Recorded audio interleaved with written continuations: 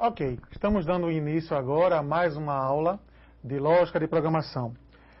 Billy, por favor, os slides. Na aula passada, nós já aprendemos a nos conectarmos com o banco de dados, a incluir informações dentro do banco de dados, além de fazer modificações na estrutura de tabelas, enfim. Okay? Na aula de hoje, nós vamos trabalhar com um assunto muito importante e muito utilizado no mercado de informática, a parte de transações. Ok? Em primeiro lugar, o que seria, não é? O que seria uma transação de banco de dados? Transação seria uma ação exercida dentro de um banco de dados. Não necessariamente uma ação com apenas um único comando. Eu exerço uma ação, por exemplo, num sistema de banco, o cliente vai num caixa do banco 24 horas e faz um saque na conta. Naquele momento, ele está online, existe alguma tecnologia ali, via satélite, com certeza via satélite, para que ele se conecte lá no banco de dados, na central da empresa, e a partir dali ele vai executar uma transação de saque. Ou seja, ele vai fazer um saque na conta corrente dele. A partir daí, uma série de comandos SQL vão ser feitos. Não necessariamente uma única tabela está sendo atualizada. Claro que cada sistema tem sua particularidade, mas, por exemplo, ele pode gravar um registro lá no extrato dele e, ao mesmo tempo, atualizar um saldo em outra tabela, enfim. Então, ele faz um comando, depois faz outro. Se no momento que um comando é executado, antes do segundo comando ser executado, de repente a conexão cai, alguma coisa acontece, como é que ficaria, né? Como é que vai ficar a situação? Ou então, no final de tudo, ele conseguiu atualizar o banco de dados, mas não conseguiu emitir o comprovante lá, alguma coisa aconteceu de errado com a comprovação do extrato que está saindo, que o cliente tem que pegar o extrato lá. Um exemplo, estou dando só um exemplo. A gente sabe que saque não dá extrato, né? Mas imagine que a gente tem uma série de atividades que dependem uma da outra, ou seja, eu não posso, em uma transação, em um conjunto de comandos, eu não posso permitir que apenas uma parte deles seja concretizada e outra parte não. Eu tenho que me certificar de que todos os comandos de uma determinada transação sejam bem-sucedidos.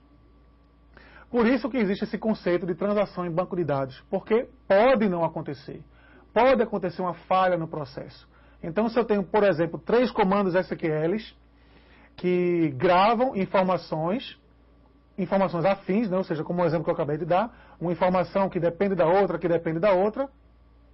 Se uma delas não consegue ser bem sucedida por algum motivo, por algum erro, seja de conexão, seja de integridade referencial, seja qualquer tipo de falha, okay? O próprio servidor lá no banco de dados pode ter uma falha de leitura de disco, alguma coisa aconteceu e algum dos comandos não conseguiu ser executado.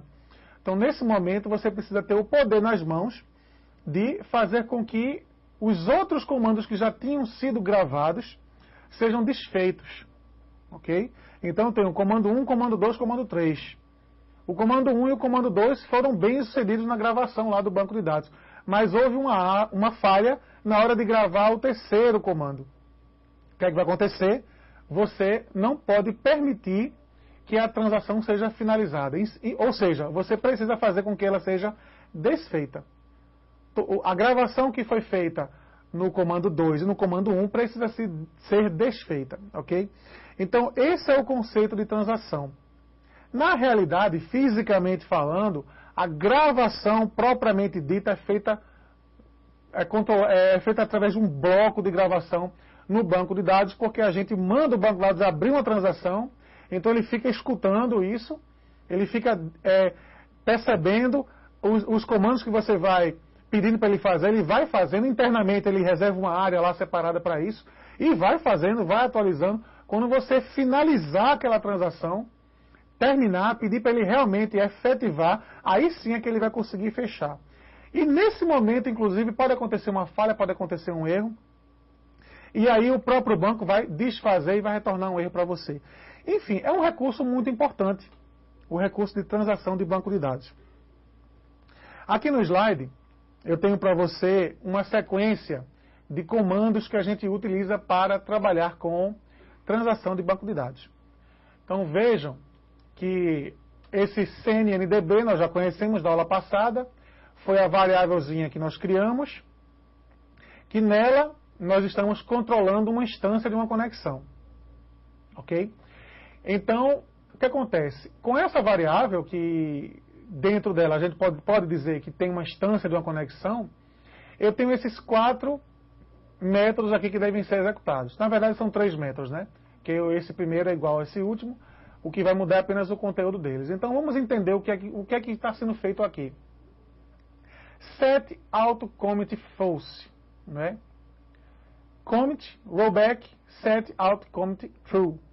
Então o que acontece aqui? Eu estou pedindo para que ele, a partir desse momento, a partir do momento que essa linha aqui, que esse método aqui for executado, o banco de dados não vai mais commitar, ele não vai mais efetivar as execuções de SQL de forma automática. E sim, ele vai deixar que eu controle isso. Ele vai permitir que eu controle isso. Eu vou controlar isso como?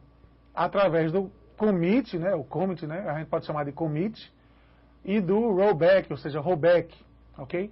Então, o commit, quando eu executo esse método aqui, então eu estou pedindo para o banco de dados efetivar todos os vários SQLs que foram executados por mim.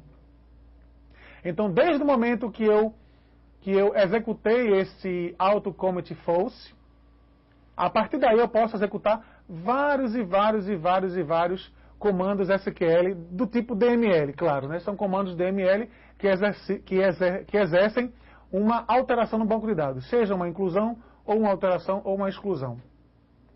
Então, a partir daí eu executei vários comandos SQL que exercem gravação, e no final, o que é que eu faço? Eu peço para ele commitar isso, manualmente. Eu vou lá e executo no meu programa, deixo uma linha no programinha, né, de acordo com a lógica do meu programa, eu executo esse commit aí, esse commit. Então, o que é que vai acontecer? Aí o banco de dados vai gravar, ele vai realmente executar tudo que foi gravado. E é nesse momento que pode acontecer uma falha, algum dos comandos pode não ter sido bem sucedido. Então, o que é que vai acontecer? Vai levantar uma exceção, e eu vou estar dentro de um bloco try-catch, ok? Vocês vão ver como é que funciona isso. E a partir daí eu vou ter o poder de dar um rollback, né? Eu vou ter o poder de fazer para ele, de dizer para ele, olha, desfaça essa transação todinha, eu não quero mais essa transação, ok? Então é assim que funciona a parte de transação com banco de dados. Ok, Billy, o slide, por favor. Ok, continuando, vamos já partir para a prática, né? Criar um programa que inclua uma categoria no banco de dados utilizando o parâmetro de SQL. Eu vou ver esses 2 conceitos de forma sequenciada. Vamos agora, na aula passada nós conseguimos gravar uma instrução SQL, mas de forma a utilizar constantes. Ou seja, na instrução SQL, eu coloquei lá o comandinho, o nome da categoria é igual a bebidas, o nome da categoria, a descrição da categoria é igual a refrigerantes, etc. Enfim. Mas agora não. Agora nós vamos, na sequência, começar a trabalhar com transações e também trabalhar com parâmetros de SQL. Então vamos aprender tudo isso de uma forma em um único programa. Aliás, são 2 programas. O primeiro é esse, e o segundo vai ser esse outro aqui, que vai trabalhar de forma diferente com relação ao que eu acabei de explicar.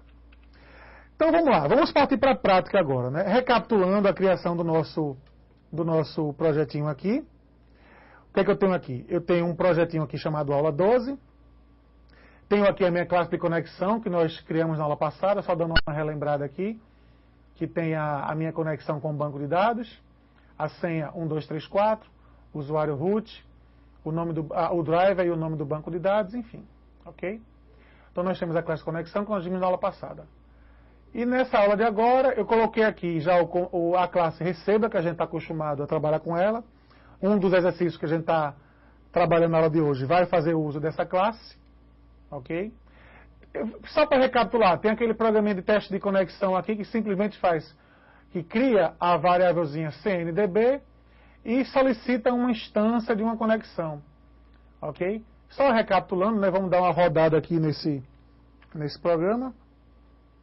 Ele faz isso, né? Simplesmente ele abre uma conexão. Então, abrindo uma conexão, ele mostra essa mensagenzinha que está programado lá na classe. Vocês devem estar lembrados disso. Conexão com o banco de dados estabelecida com sucesso.